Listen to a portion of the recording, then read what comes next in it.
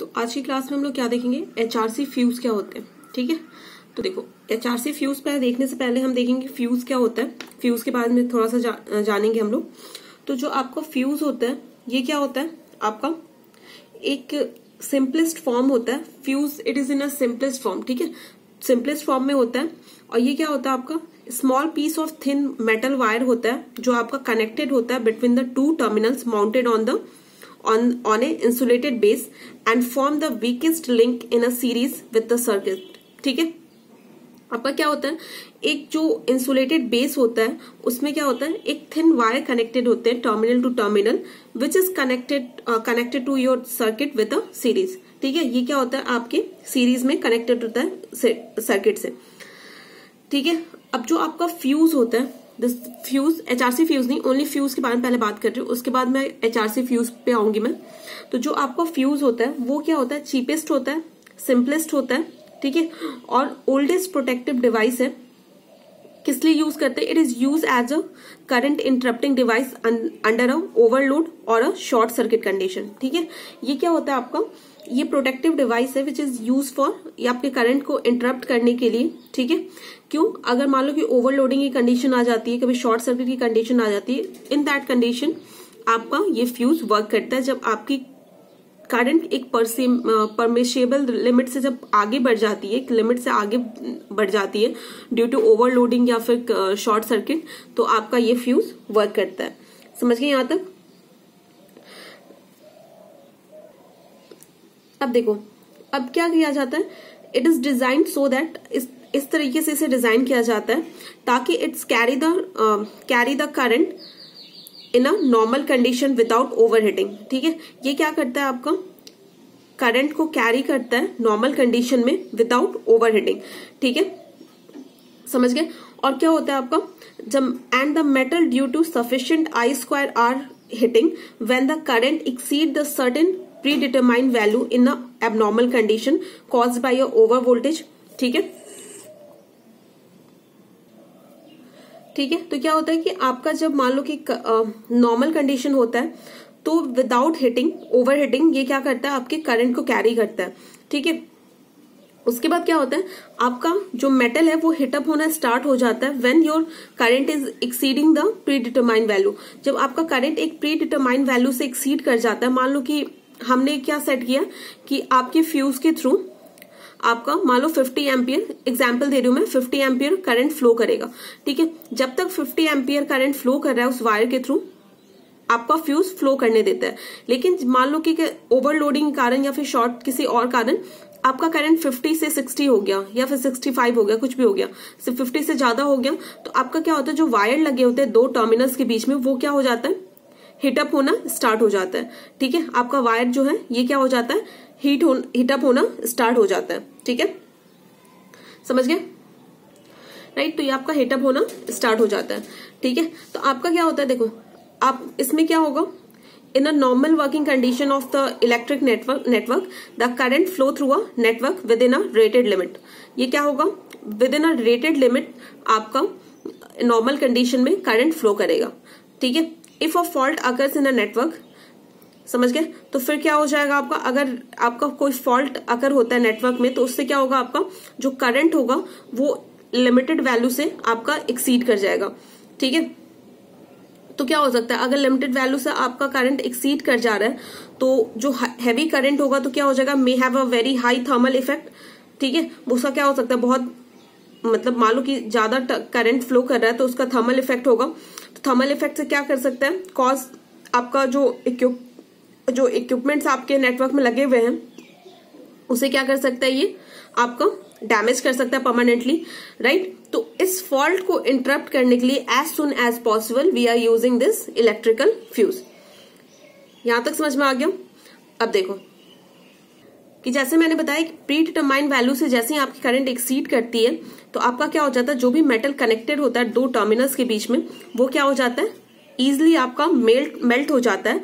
और क्या हो जाता है, आपके मतलब बीच से मान लो कि वायर जब मेल्ट हो जाएगा, दोनों टर्मिनल के बीच में जो भी कनेक्शन होगा वो क्या हो जाएगा, आपका ब्रेक हो जाता है। ठीक है, तो यही मेनली आपके फ्यूज का फ्यूज की वर्किंग है। तो अब हम क्या देखेंगे, आपका एचआरसी फ्यूज क्या होता है इसके बारे में हम पढ़ेंगे। ठीक है, इसकी कैरेक्टरिस्टिक्स क्या होती है, इसका वर्किंग प्रिंसिपल क्या होता है, कैसे ये वर्क करता है, टाइप्स क्या होते हैं, तो ये सारी चीजें हम इस वीडियो लेक्चर में देखेंगे कि आपका एचआरसी फ्यूज होता क्या है। तो एचआरसी फ्यूज क्या होता है, आपका फुल फॉर्म क्या होता है एचआरसी का, हाई रप्चरिंग कैपेसिटी फ्यूज। ठीक है, हाई रप्चरिंग कैपेसिटी फ्यूज, समझ गए। अब देखो इसके बारे में हम पढ़ेंगे। तो देखो क्या होता है आपका एचआरसी फ्यूज में कि in this type of fuse क्या होगा, आपका जो फ्यूज वायर होते हैं और जो एलिमेंट लगा होता है can carry a short circuit current और short circuit heavy current for a known period of time. ठीक है, ये क्या होता है कि पर्टिकुलर टाइम के लिए आपका क्या करता है, शॉर्ट सर्किट करंट को क्या करता है, हैवी जो शॉर्ट सर्किट करंट आता है उसे वो कैरी करता है। ठीक है, ड्यूरिंग दिस पीरियड, अगर जिस मान लो कि पर्टिकुलर टाइम के लिए कैरी कर रहा है, अगर उस पीरियड के उस समय अगर इसका फॉल्ट रिमूव्ड हो जाता है, क्लियर हो जाता है, तो क्या होता है, ये आपका ब्लो ऑफ नहीं होता या फिर मेल्ट नहीं होता है। ठीक है, अगर इसके मतलब विद इन दिस टाइम अगर आपका फॉल्ट क्लियर नहीं होता तो क्या हो जाता है, ब्लो ऑफ हो जाता है या मेल्ट हो जाता है और आपके सर्किट को डिस्कनेक्ट कर देता है। ठीक है, समझ गए यहां तक। तो ये क्या होता है, for a short time of period ये आपके शॉर्ट सर्किट करंट को, शॉर्ट सर्किट हैवी करंट को कैरी करता है। ठीक है, और आफ्टर दैट अगर वो उस पर्टिकुलर टाइम के समय अगर वो क्लियर हो जाता है तो ठीक है, वो ब्लो ऑफ नहीं होता। अगर वो क्लियर नहीं होता है तो जो भी मेटल वगैरह लगा होता है वो क्या हो जाता है, मेल्ट हो जाता है या फिर ब्लो ऑफ हो जाता है, ब्लोज ऑफ हो जाता है, जो भी होता है। उसके बाद ये आपके सर्किट को डिस्कनेक्ट कर देता है। ठीक है, तो इसका वर्किंग देखेंगे कि कैसे ये वर्क करता है।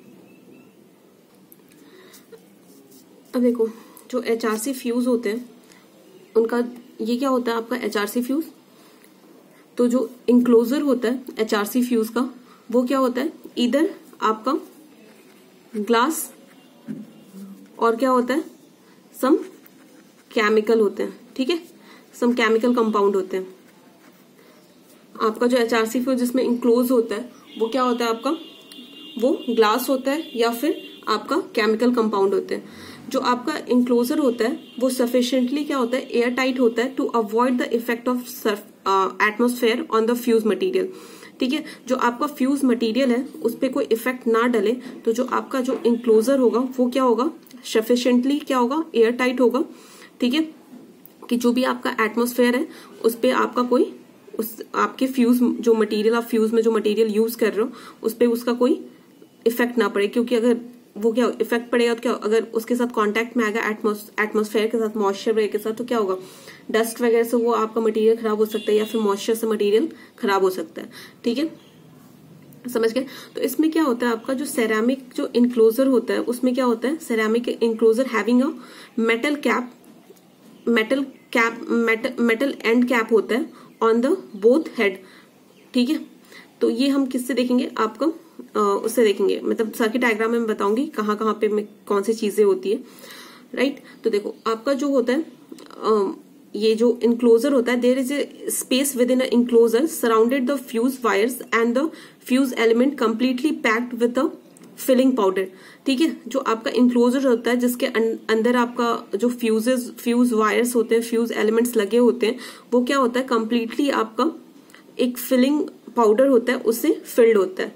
ठीक है, और जो इस टाइप के जो आपके क्या फ्यूजेस होते हैं दे आर रिलायबल होता है, और इनका क्या होता है, it has inverse time characteristics, और इनका कैरेक्टरिस्टिक्स क्या होता है, इनवर्स टाइम कैरेक्टरिस्टिक्स होता है। ये मैंने आपको करंट ओवर रिले में बताया था। इनवर्स टाइम कैरेक्टरिस्टिक्स क्या होगा, इसका मतलब क्या होता है, if fault current is high, ठीक है, तो फॉल्ट करंट क्या होगा, अगर हाई होगा देन द आपका जो ऑपरेटिंग टाइम होगा वो क्या होगा, लेस होगा। मान लो कि आपका बहुत तेजी से आपका करंट बढ़ रहा है, ठीक है, तो उसका जो रप्चरिंग टाइम होता है, मैंने बोला था ना कि ये क्या करता है, आपके शॉर्ट सर्किट जो हैवी करंट होता है for a particular duration of time ये कैरी करता है। ठीक है, अगर उस पर्टिकुलर टाइम के दौरान अगर आपका फॉल्ट क्लियर हो जाता है तो ठीक है, आपका जो भी मेटल वगैरह होगा वो मेल्ट नहीं होगा, ब्लो ऑफ नहीं होगा।